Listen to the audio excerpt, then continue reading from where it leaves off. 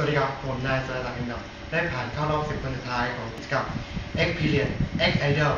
นี่คือกิจกรรมของผมก็คือกิจกรรมรับน้องที่เพิ่งผ่านพ้นไปเชิญติดตามชมได้เลยครับ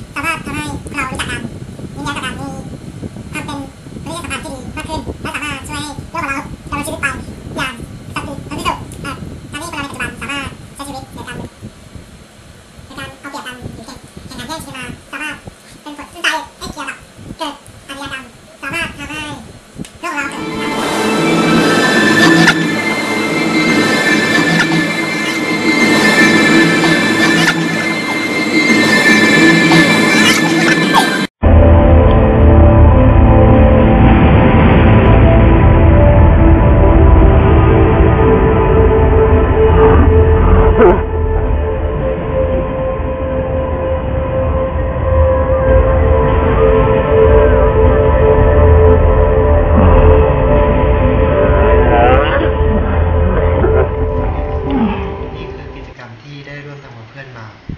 ยังไงก็ช่วยโหวตให้ด้วยนะครับ SE17 ช่วยโหวตกันเยอะนะครับขอบคุณครับ